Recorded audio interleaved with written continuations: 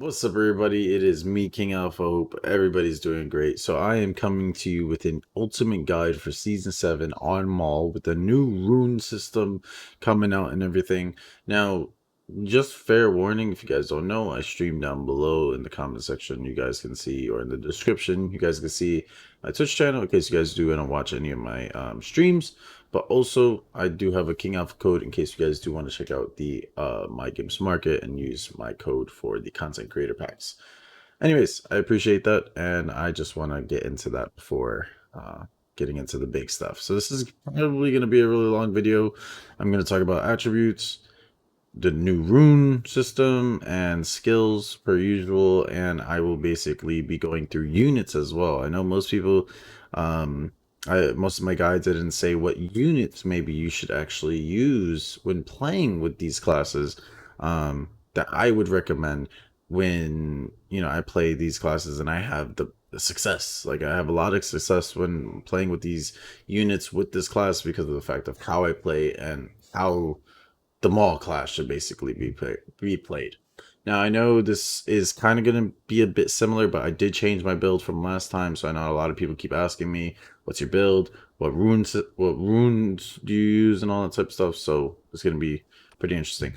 So we're just going to go over the attributes first. So I always put 3 in each of them, so per usual.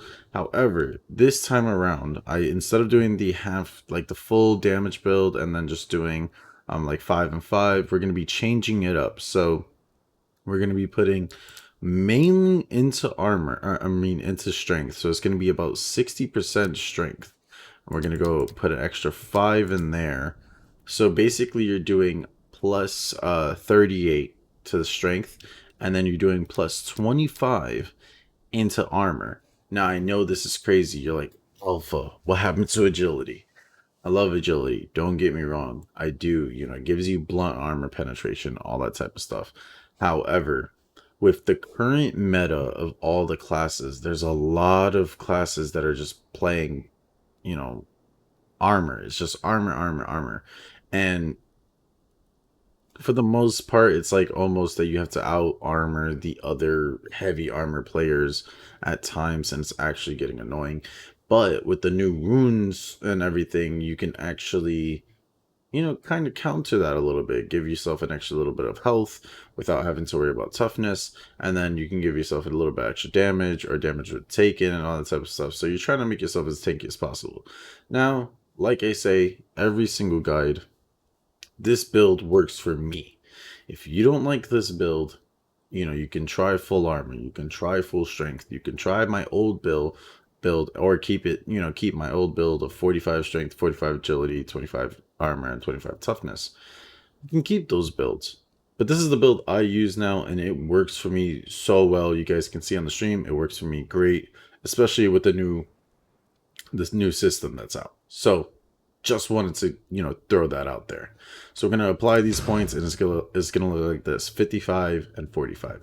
Now, one of the big reasons why personally I have strayed away from doing 45 strength and 45 agility is because of the legendary Maul I crafted. Now, this can all depend on you, so maybe you can change up your builds based off of the Maul that you craft or the Maul that you buy, everything like that. It's on you. So I'm going to come over here. I'm going to place my Maul. Now, my Maul gives me 10 strength, 14 agility, plus 18 crit value, and 278 blunt armor penetration. So I'm still getting a lot of blunt armor penetration with the plus 14 agility plus the 278 blunt armor penetration, which is great. I'm also getting an extra value of 10 strength on my Maul, for strength, which is great. And I'm getting that 18 crit value right there. So now when looking at the stats, because I know a lot of people like looking at the stats, this is what I have. I have high piercing, slashing, and blunt defense.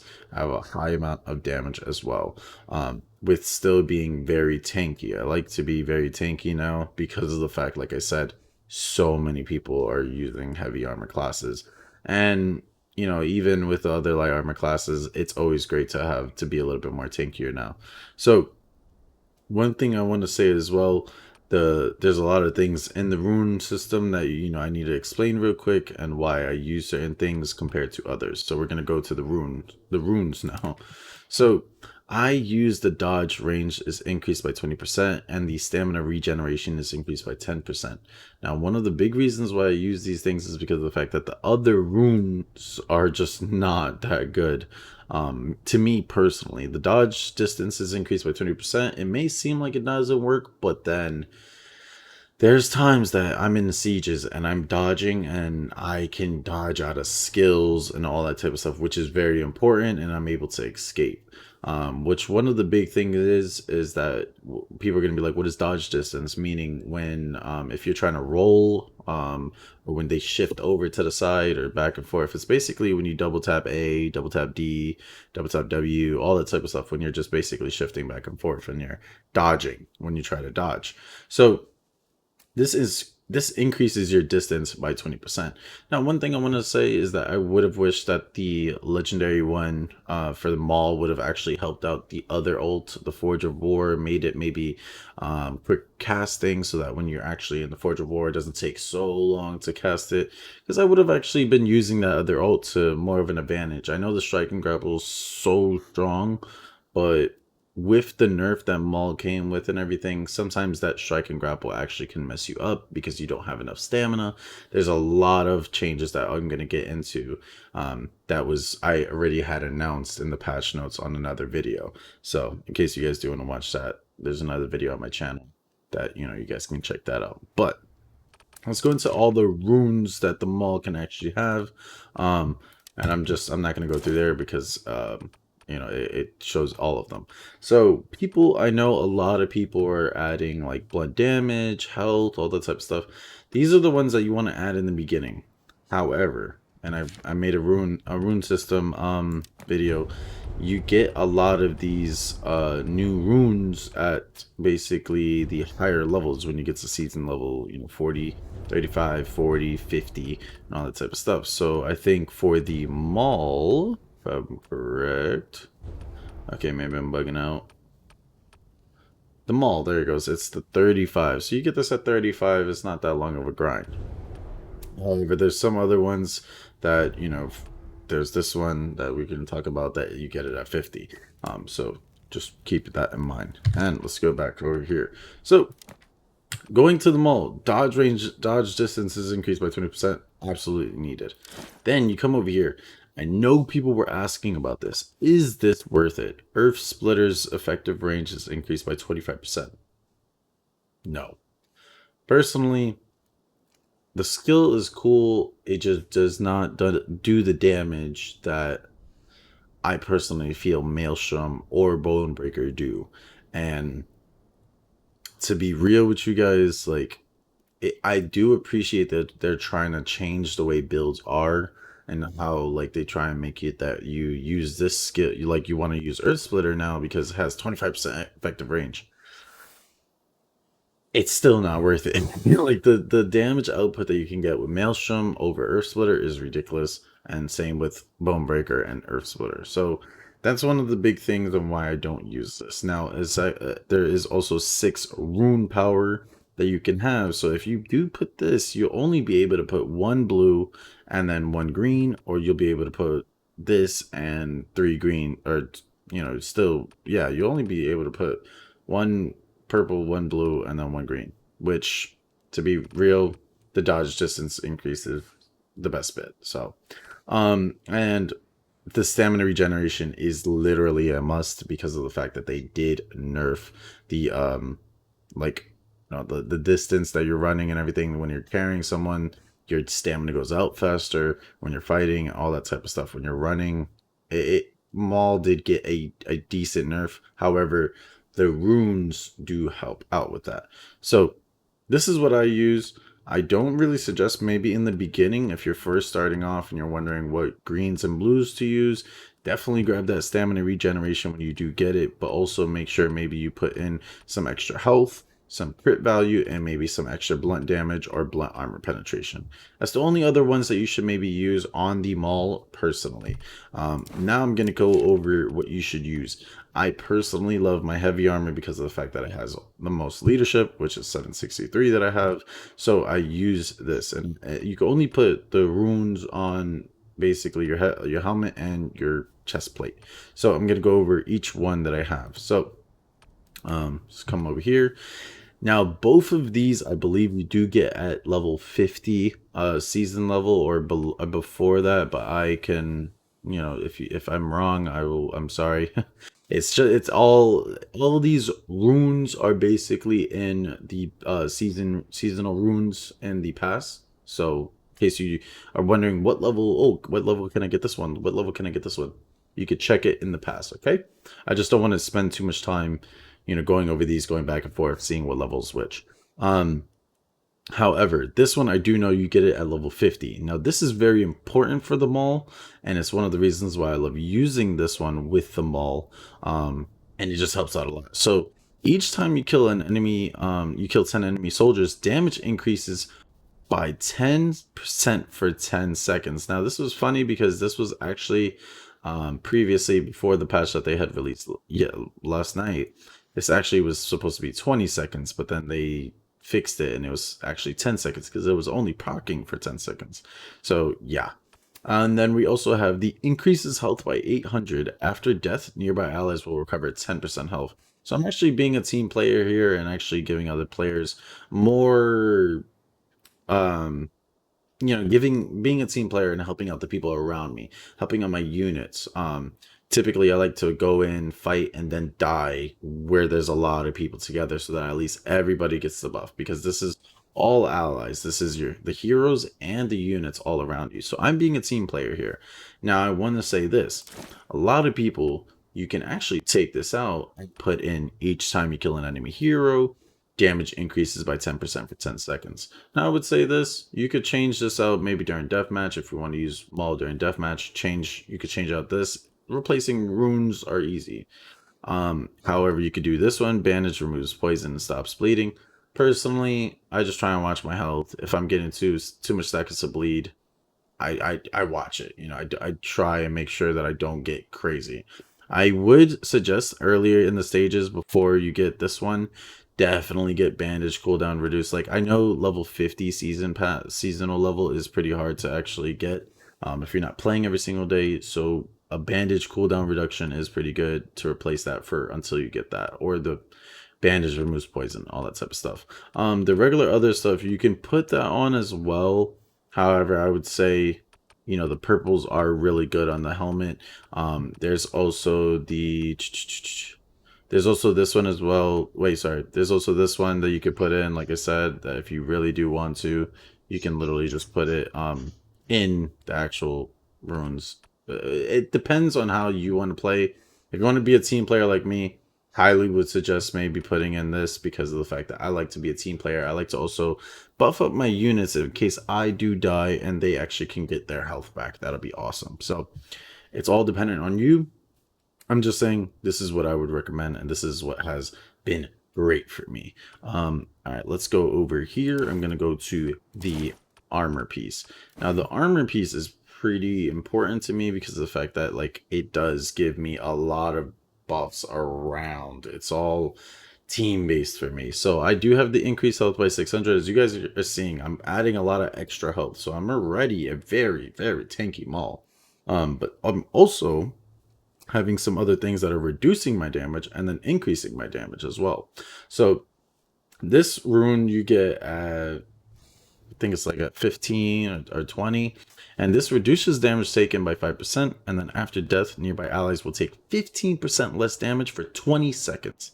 These runes are insane sometimes, and this can really help out anybody around you. If you're on home point, if you're doing anything and there's a cluster of units, if you die, you're buffing everyone around you. I know a lot of people that are literally just doing, oh, I'm gonna increase my blunt damage, I'm gonna increase this, I'm gonna increase that damage.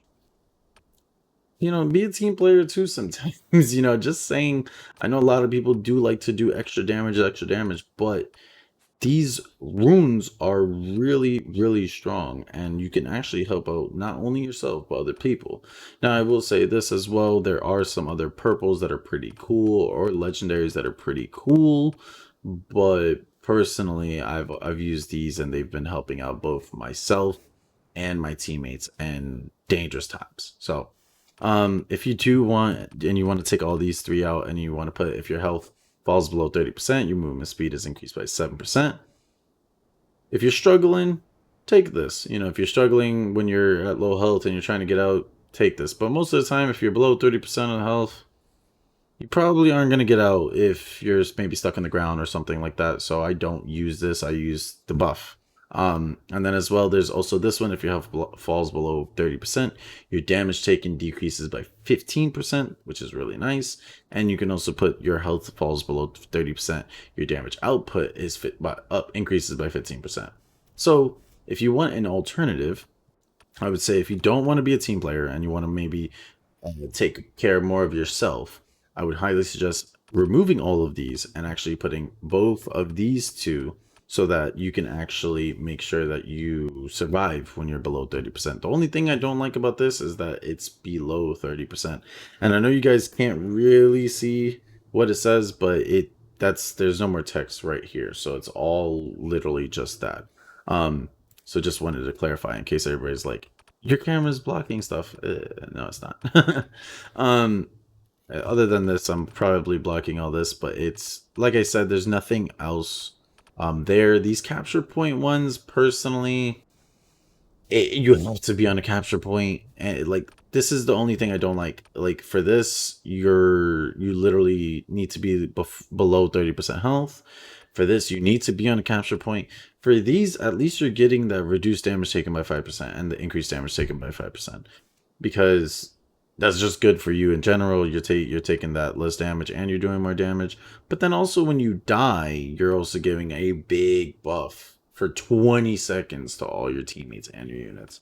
That's what I enjoy the most. So these are the runes that I use on my Maul. I know a lot of people have been asking me that. Now we're going to come over to the skills.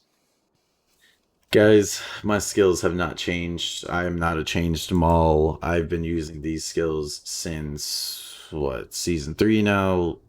Still one of my favorites, and it just works with me so well. If you guys don't even hear everybody be like, spin to win, Maul, spin to win, it's the truth. It's the truth.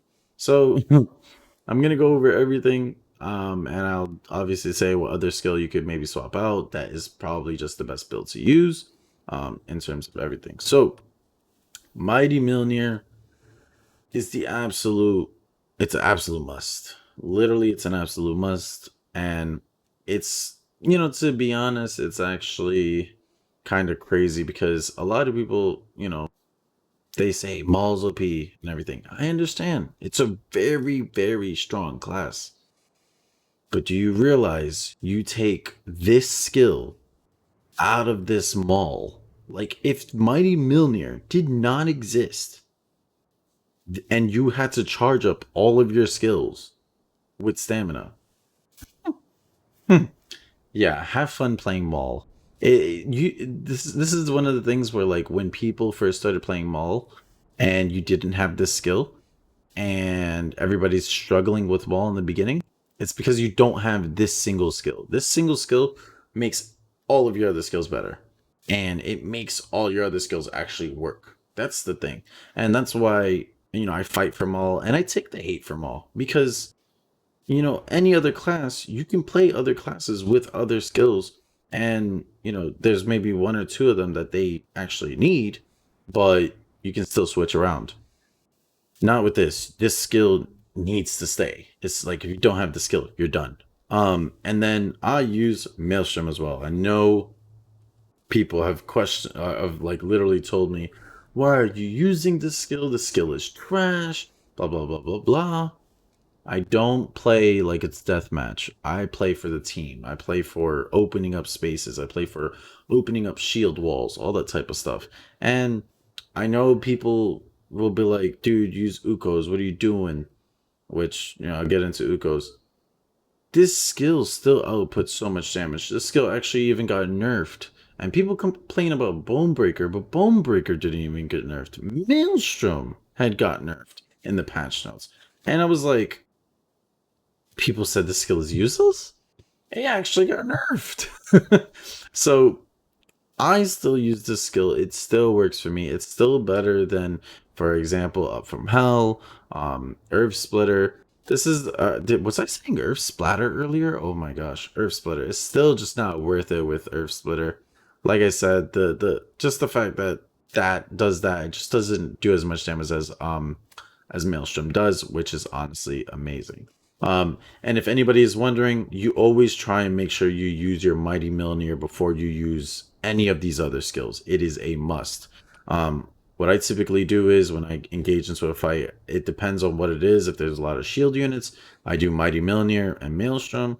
If it's only like heroes, I do Mighty Millionaire and Bonebreaker. Mighty Millionaire and Bonebreaker are a good combo for heroes.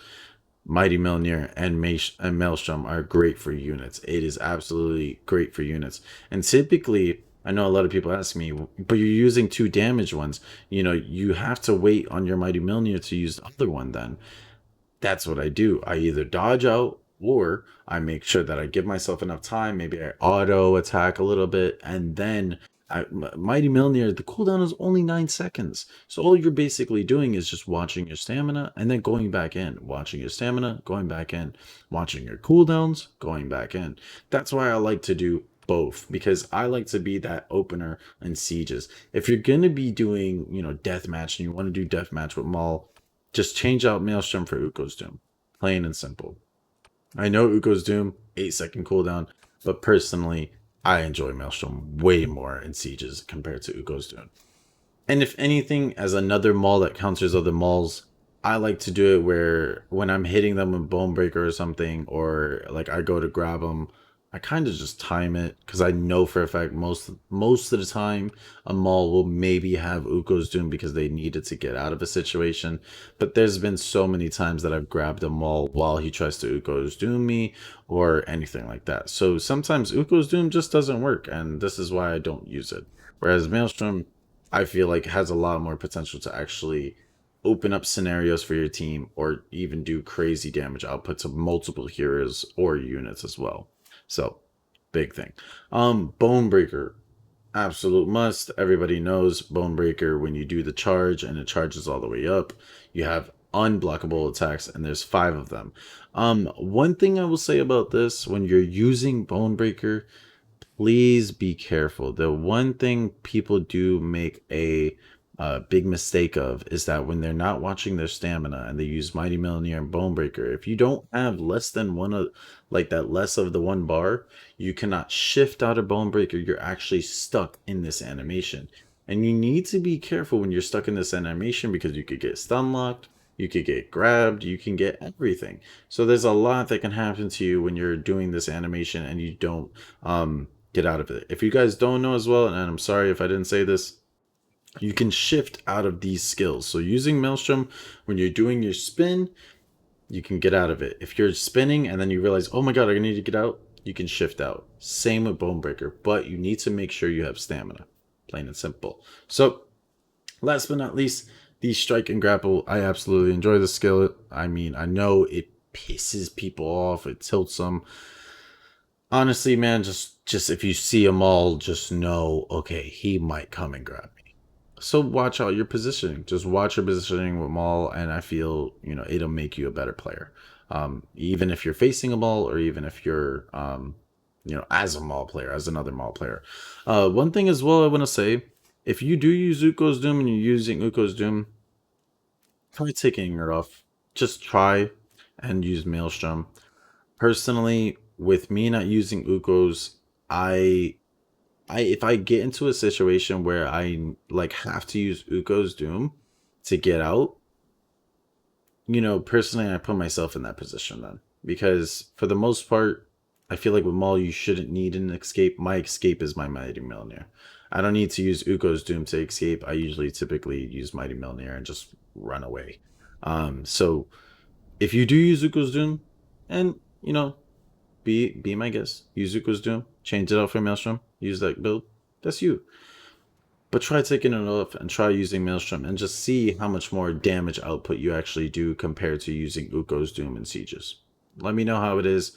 But one thing I will suggest is if you're playing deathmatch, definitely put Uko's Doom on instead of Maelstrom. because you're going to get stun locked a lot or whatever is going to happen because there's a lot more glaives, muskets, or dual blades, whatever there is, you know, short swords, all that type of stuff. So that's the thing. One thing I will say, like, again, I personally feel Forge of War should get a bit of a buff because of the fact that it's such a good skill. However, it's so slow. Look at the wind up. The wind up, I know I'm probably on top of it right now. Okay, you guys can see it. The wind up is so long that you can get, you know, it's basically like Dragon Sleep, where Dragon Sleep sometimes the Nodachi goes into it, and then you get stopped by whatever, you get stunned, you get this, you get that. It's the same thing with Forge of War, which personally I feel should be, you know, there should be a rune that gives it where it can cast faster, it goes faster, instead of you know, taking its sweet time to actually wind up and do all that damage, because it does crazy damage. It does about 4,450 damage. And then, which is 300%, 307% of your base blunt damage, which is crazy. And then I'm going to do a little segment of this. I know this is different, but I'm going to be showing you guys what units maybe you should use. Personally, I have 763 leadership, so I'm going to show you the units I use. If you don't have 763 leadership, you know, just try and bear with the units that I'm using. As a beginner, I know you won't have most of these units, but I'm gonna do it where I do a basically pro, where you're basically playing in regular sieges with like people of the same level. A regular like little build that I can use that I personally enjoy, and then I'll do a beginner's build in case people are wondering what exactly to use. If you're first starting off, especially with the reduced difficulty in season 3, you can actually get the maul a little bit earlier, or easier per se. So the build I use, I personally use my Hammer Bros first. If you guys don't know, the Hammer Bros are absolutely important. One of the best units in the game, simply because of the fact that they're 30 leadership and give like bonus honor, bronze, all that type of stuff. But I won't put that in because of the fact that not everybody will have Hammer Bros. They are an expensive unit to actually get as well. So now, what do I use? I personally use Tesseracts. We are the soldiers of people don't know what Tesseracts are, or Seregs, because I know people pronounce it like that. These guys are from season 2. They are an absolute beast right now, and it's actually one of the best sword, you know, shield bashing units right now, which is amazing. I will also use, and I would say this, and I would highly suggest it, Palace Guards. They have become so tanky now that it's ridiculous, and they have, like, actually you know, came out of being sucky for so many seasons to now actually duking it out with other units, which is great.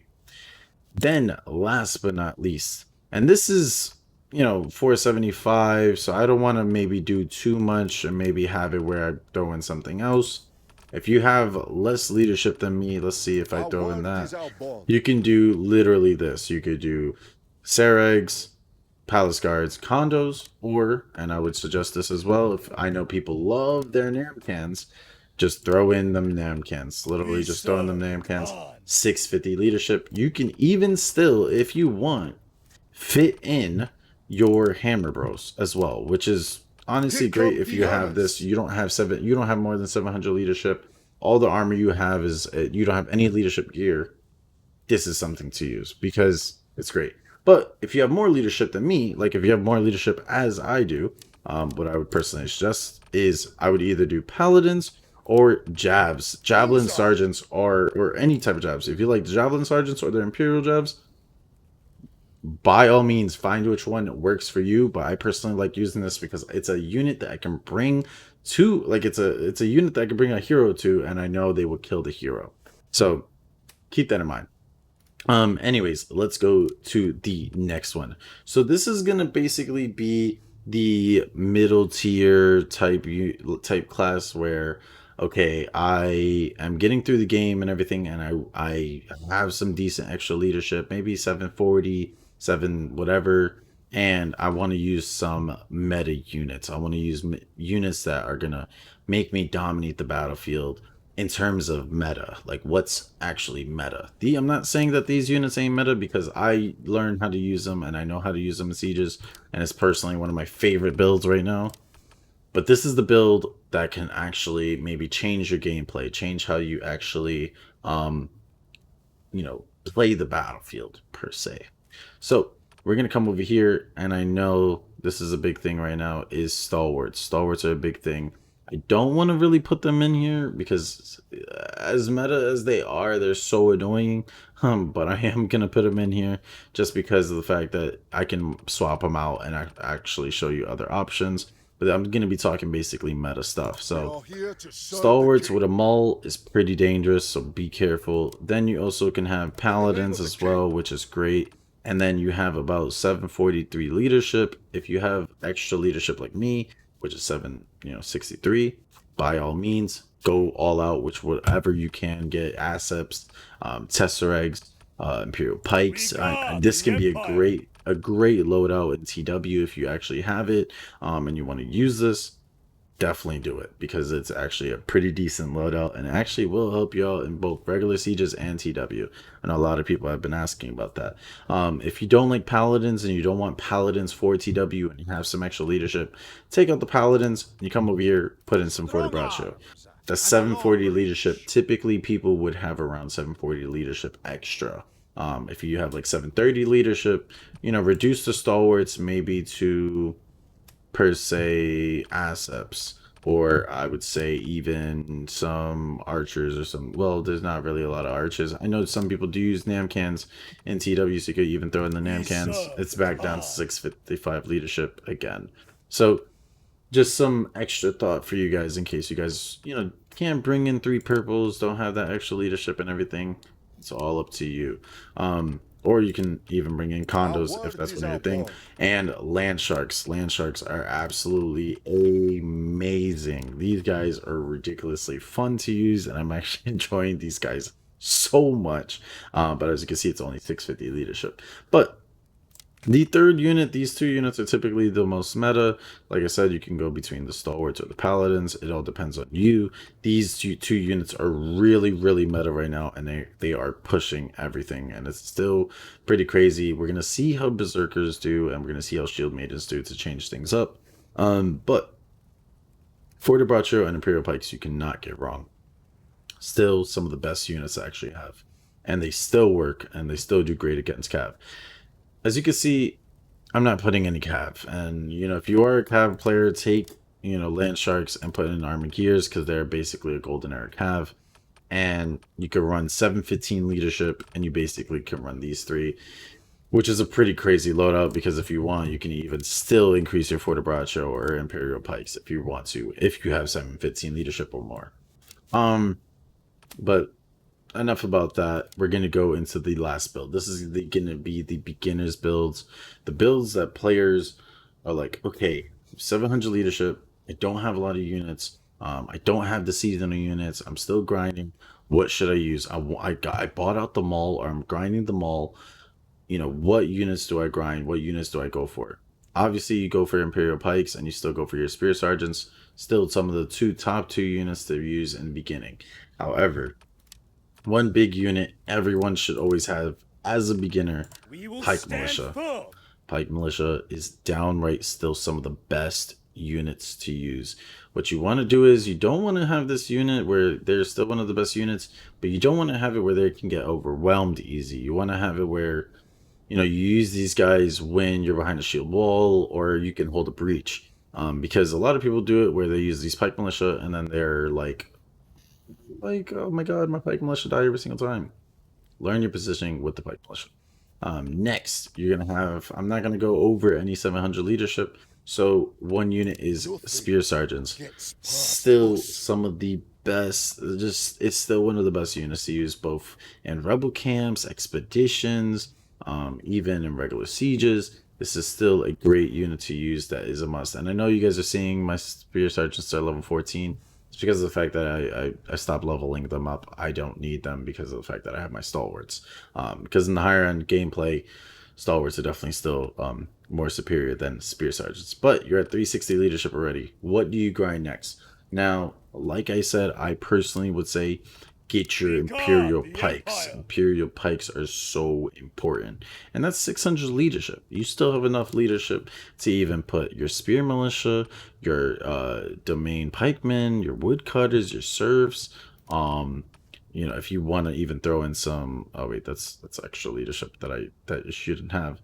If you want to throw in the Black Dragon Archers, Black Dragon Archers are one of the most important units to actually get in the beginning because of how cheap they are. If you don't actually know if you're going to be playing a lot, but like you want to play a lot, get your Black Dragon Archers. You throw it in here. Black You're Dragon. basically getting extra honor, extra bronze, all that type of stuff, and you have a great line of setup. So you have like a little, you know, a little bit of DPS that's not going to be doing great, but you have two other units that are going to be doing great. Now, Alpha, what if I don't have these purple units? What units should I get first? What I would really suggest is, if you don't have the Imperial Pikes and you're wondering what to grind for and to get, Prefecture Pikemen are really good, or Prefecture Guards are really good to take it out, because this actually helps out a lot. But if you're going for your Spear Sergeants, you don't have the honor yet, definitely want to use your Blue Halberdiers. Your Blue Halberdiers are great. And this even gives you a little bit of extra leadership that you can even put even a blue unit in, which I know a lot of people go for muskets sometimes, and you can even put these guys in. So this is 3 blues and a green that will work in the lower end sieges until you get your actual purple units, which is great.